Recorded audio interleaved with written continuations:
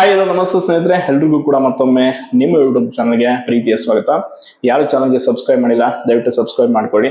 ನಾನು ಯಾವಾಗಲೂ ನಗುಮುಖದಿಂದ video start ಮಾಡಿದೆ ಅಂದ್ರೆ ಏನೋ ಒಂದು ಗುಡ್ ನ್ಯೂಸ್ ಇರುತ್ತೆ, ಪಾಸಿಟಿವ್ ನ್ಯೂಸ್ ಇರುತ್ತೆ ಅಂತ ತುಂಬಾ ಜನ ಅನ್ಕೊಳ್ತೀರಾ. ಹಂಗೆ ಅನ್ಕೊಳ್ಳಿ, ಹಂಗೆ ಪಾಸಿಟಿವ್ ಆಗಿರಿ, ಪ್ರಿಪರೇಷನ್ ಅನ್ನ ಚೆನ್ನಾಗಿ ಮಾಡಿ, ನಿಮ್ಮ ಜೊತೆ ಪಾಸಿಟಿವ್ ಮೈಂಡ್ ಇರುವಂತ ಜನರನ್ನ ಯಾವಾಗೂ ಸುತ್ತಮುತ್ತ ಇಟ್ಕೊಂಡಿರಿ, ಪಾಸಿಟಿವ್ ಆಗಿರಿ, ಯಾವುದೇ ಗೊಂದಲಗಳಿಗೆ ಒಳಗಾಗಬೇಡಿ, ಉತ್ಸಾಹ ಕಳ್ಕೊಳ್ಬೇಡಿ, ಪ್ರಿಪರೇಷನ್ ಅನ್ನ ಚೆನ್ನಾಗಿ ಮಾಡಿ. ಅಂಡ್ KE ರಿಕ್ರೂಟ್ಮೆಂಟ್ 708 ಹುದ್ದೆಗಳದು ಇವತ್ತು ಲಾಸ್ಟ್ ಡೇಟ್ ಇದೆ. ಯಾರು ಅಪ್ಲಿಕೇಶನ್ ಹಾಕಿಲ್ಲ ಹಾಕಿ. ಸ್ವಲ್ಪ ಟೆಕ್ನಿಕಲ್ ಪ್ರಾಬ್ಲಮ್ ಬರ್ತಾ ಇದೆ, ಏನು ಮಾಡೋಕ್ಕಾಗಲ್ಲ, ಮತ್ತೆ ಡೇಟ್ ಎಕ್ಸ್ಟೆಂಡ್ ಮಾಡುವಂತ ಸಾಧ್ಯತೆಗಳು ತುಂಬಾ ಕಡಿಮೆ ಇದೆ. ಅಂಡ್ ಇನ್ನೊಂದು ಗುಡ್ ನ್ಯೂಸ್, KE ಇಂದ ಇನ್ನೊಂದು ಅಪ್ಕಮಿಂಗ್ ರಿಕ್ರೂಟ್ಮೆಂಟ್ ಆಗೋದಿದೆ. ಅದು ಕೂಡ 152 ಹುದ್ದೆಗಳು.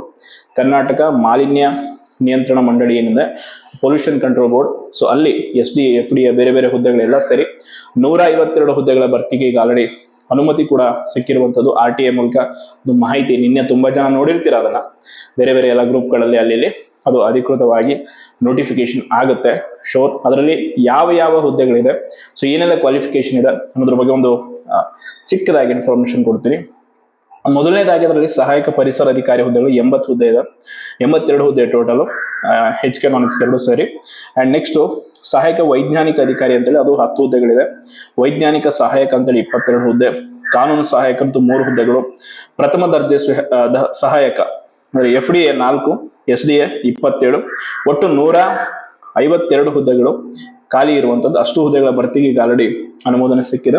ಇದರಲ್ಲಿ ಕ್ವಾಲಿಫಿಕೇಶನ್, ನೀವು ಸಹಾಯಕ ಪರಿಸರ ಅಧಿಕಾರಿಗೆ ಅಪ್ಲಿಕೇಶನ್ ಹಾಕ್ಬೇಕಂದ್ರೆ MSc ಇನ್ ಪರಿಸರ ವಿಜ್ಞಾನದಲ್ಲಿ MSc ಆಗಿರ್ಬೇಕು, ಅಥವಾ MSc ಇನ್ ಕೆಮಿಸ್ಟ್ರಿ ಆಗಿದ್ರು ಕೂಡ ನಡೆಯುತ್ತೆ. ಅಂಡ್ MA MTech ಮಾಡಿದಂಥವ್ರಿಗೂ ಕೂಡ, BE ಮಾಡಿದಂಥವ್ರಿಗೂ ಕೂಡ ಈ ಹುದ್ದೆಗಳಲ್ಲಿ ಅವಕಾಶ ಇದೆ. ಅಂಡ್ ಅದನ್ನು ಹೊರತುಪಡಿಸಿ ಏಜ್ ಲಿಮಿಟ್ ನಿಮಗೆ ಗೊತ್ತಿದೆ, 18 ವರ್ಷದಿಂದ 35 ವರ್ಷ ಮಾಮೂಲಿಯಾಗಿ ಏಜ್ ಲಿಮಿಟ್ ಇರುವಂಥದ್ದು. ಈ ಹುದ್ದೆಗಳಿಗೆ ಅರ್ಜಿಯನ್ನು ಸಲ್ಲಿಸೋದಕ್ಕೆ ಯಾರೆಲ್ಲ MSc ಮಾಡ್ಕೊಂಡಿದ್ರೆ, MSc ಕೆಮಿಸ್ಟ್ರಿ ಮತ್ತು ಪರಿಸರ ವಿಜ್ಞಾನದಲ್ಲಿ BE ಆದಂಥವ್ರಿಗೆ ಆಪರ್ಚುನಿಟೀಸ್ ಇದೆ. ಸೊ ಎಲ್ಲರೂ ಕೂಡ ಪ್ರಿಪ್ರೇಷನ್ ಅನ್ನು ಆರಂಭಿಸಿ. ಅಂಡ್ ಒಂದು ನೆಗೆಟಿವ್ ಮೈಂಡ್ ಇಂದ ಹೊರಗೆ ಬನ್ನಿ.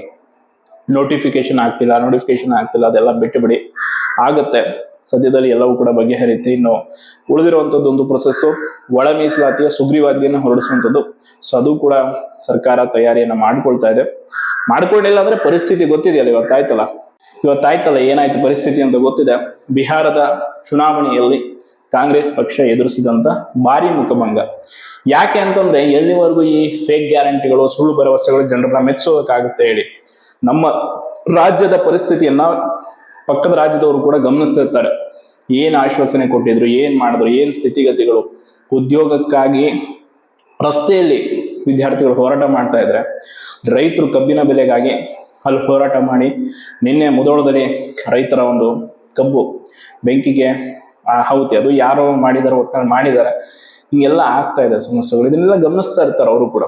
ಹಂಗಾಗಿ ಇವರು ನೋಟಿಫಿಕೇಶನ್ ಮಾಡಿ ಹೇಳಿದ ಮಾತಿನಂತೆ ಖಾಲಿ ಇರುವ ಹುದ್ದೆಗಳನ್ನು ಭರ್ತಿ ಮಾಡಿಕೊಂಡು ಯುವಕರಿಗೆ ಉದ್ಯೋಗವನ್ನು ಕೊಟ್ಟರೆ ಮುಂದಿನ ಚುನಾವಣೆಯಲ್ಲಿ ಮತವನ್ನು ಕೇಳೋದಕ್ಕೆ ಅರ್ಹರಾಗಿರ್ತಾರೆ.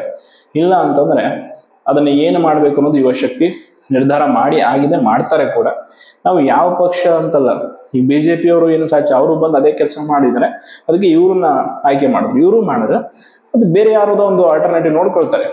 ಹಂಗಾಗಿ ಇದು ಶಾಶ್ವತ ಅಲ್ಲ. ಬಿಹಾರದಲ್ಲಿ ಹೇಳಿದ್ರು, ಮನೆಗೊಂದು ಸರ್ಕಾರಿ ನೌಕರಿ ಕೊಡ್ತೀವಿ ಅಂತ ಹೇಳಿದ್ರು. ಇವರು ಎಲ್ಲಿದೆ ಸರ್ಕಾರಿ ನೌಕರಿ? ಯಾವ ಆಶ್ವಾಸನೆಗೂ ಜನ ಬಲಿಯಾಗುವಂತ ಕಾಲ ಹೋಯ್ತಿವಾಗ.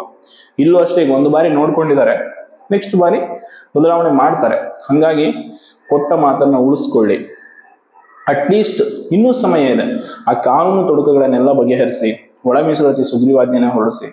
ಡಿಸೆಂಬರ್ 8ರ ನಂತರ ಕೂಡ ನೀವು ಮತ್ತೆ ಒಳ ಮೀಸಲಾತಿ ವಿಚಾರ ಬಗೆಹರಿಸಿಲ್ಲ ಅಂದ್ರೆ ಜನವರಿ ತಿಂಗಳಿಂದ ದೊಡ್ಡ ಮಟ್ಟದಲ್ಲಿ ಪ್ರತಿರೋಧವನ್ನ, ವಿದ್ಯಾರ್ಥಿಗಳು ಎಲ್ಲರ ವಿರೋಧವನ್ನ ಎದುರಿಸೋದಕ್ಕೆ ಸರ್ಕಾರ ಸಿದ್ಧವಾಗಬೇಕಾಗುತ್ತೆ. ಇದಂತೂ ಶೋರ್, ಅದರಲ್ಲಿ ಡೌಟೇ ಇಲ್ಲ. ಒಟ್ಟಾರೆ ಸದ್ಯಕ್ಕೆ KE ನೋಟಿಫಿಕೇಶನ್ ಮಾಡ್ತೀವಿ ಅಂತ ಹೇಳಿ ಮಾಡಿದಾರೆ ಆಲ್ರೆಡಿ, ಇನ್ನೂ ಒಂದು ಮಾಡ್ತೀವಿ ಅಂತ ಹೇಳ್ತಿದ್ದಾರೆ. ಇವು ಸುಮ್ಮನೆ ಭರವಸೆಯಾಗಿ ಉಳ್ಕೋಬಾರ್ದು. ಈ ರಿಕ್ರೂಟ್ಮೆಂಟ್ಗಳನ್ನ ಸರಿಯಾಗಿ ಫೈನಲಿ ಆರ್ಡರ್ ಕಾಪಿ ಬರೋವರೆಗೂ ವಿತಿನ ಒಂದು ಇಯರ್ ಅಲ್ಲಿ ಮುಗಿಸ್ಕೊಡ್ಬೇಕು. ಮತ್ತೆ ಈ 670 ಪೋಸ್ಟ್ ಅಲ್ಲಿ ಮಾಡಿದಿರಲ್ಲ, 2-3 ವರ್ಷ ಆದ್ರೂ ಇನ್ನು ಹಂಗೆ DV ಕರೀದೆ, ಆ ರೀತಿ ಆಗಬಾರ್ದು. ಸೊ ಅದಕ್ಕೆ ನೀವು ಪ್ರಿಪ್ರೇಷನ್ ಮಾಡಿ. ನಿಮ್ಮ ಕೈಯಲ್ಲಿ ಮತದಾನದ ಹಕ್ಕಿದೆ, ಮುಂದೆ ನಿಮ್ಮ ಶಕ್ತಿಯನ್ನು ತೋರಿಸುವ ಸಮಯ ಕೂಡ ಬರುತ್ತೆ. ವರಿ ಮಾಡ್ಕೊಳಕ್ ಹೋಗ್ಬೇಡಿ. ನಿಮ್ಮ ಒಂದು ಸದ್ಯದ ಸ್ಥಿತಿಗತಿ ಕೆಟ್ಟದಾಗಿರುತ್ತೆ. ಆಲ್ಮೋಸ್ಟ್ ಯಾರು ಏನೇ ಹೇಳಿದ್ರು ನಿಮ್ಮ ಪರಿಸ್ಥಿತಿಯನ್ನು ಸರಿ ಮಾಡೋದಕ್ಕೆ ಯಾರ ಕೈಲೂ ಆಗಲ್ಲ. ಆದರೂ ನಿಮ್ಮ ಮನಸ್ಸನ್ನು ಗಟ್ಟಿ ಮಾಡ್ಕೊಂಡು ಓದ್ಕೊಳ್ಳಿ, ನೋಟಿಫಿಕೇಶನ್ ಆಗುತ್ತೆ. ಸೊ KA ಅದು ಯಾರೆಲ್ಲ ಎಲಿಜಿಬಲ್ ಇದ್ದಾರೆ ಈ ಹುದ್ದೆಗಳಿಗೆ ಅರ್ಜಿ ಸಲ್ಲಿಸೋದಕ್ಕೆ, ನೀವು ಮತ್ತಷ್ಟು ಸಿಲೆಬಸ್ಸನ್ನು ಎಲ್ಲವನ್ನು ಸರಿಯಾಗಿ ನೋಡ್ಕೊಂಡು ಪ್ರಿಪ್ರೇಷನ್ ಮಾಡಿ ಅಂತ ಹೇಳ್ತಾ ಧನ್ಯವಾದಗಳು.